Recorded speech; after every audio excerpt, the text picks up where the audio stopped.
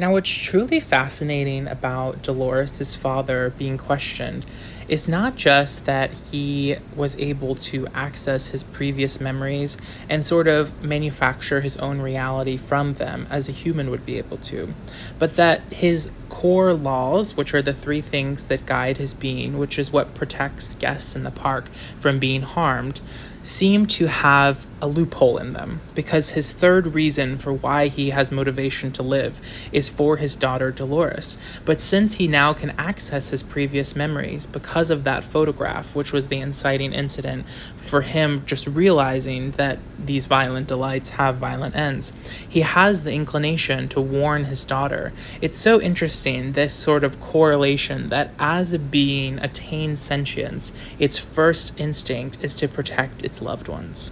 Now, Dolores has been, up until this point, despite the horrible things that have happened to her, waking up every day in her sort of Groundhog Day loop, just happy-go-lucky going into town, doing her thing. But when she's questioned, we also get the sense, as with Peter, that something's a bit off. They ask her, "Dolores, what do you think about life?" And she talks about how grateful she is and how some people are pessimistic, but she prefers to see the good in the world. And then they say, "Dolores, would you ever harm a living thing?"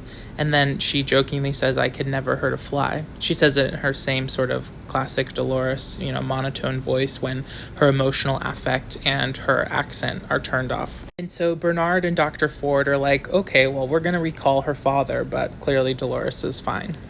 Yet the episode fascinatingly ends with Dolores, who has never harmed a living being and who has had flies crawling over her face throughout the episode, smack a fly that's on her neck, which invites the question, did she lie? Was she capable of lying to her manufacturers? Is she able to now not only, like her father, access her previous configurations, but be so advanced as to know not to reveal her deck of cards to her creators? It's the perfect ending to a pilot because, we start with Dolores waking up in her pristine bed, going about her thing, and, all the horrible things that happened to her. You think, how could anyone let this happen? And this sort of plants the seed that, wow, she is now awake. She is now aware, and she's going to kick some ass. Now, many have drawn Lord of the Flies comparison with this show, but as Beth Elderkin points out in Inverse magazine, that the flies only are on the hosts that are becoming aware of their consciousness. You never see them on the hosts that have just been murdered.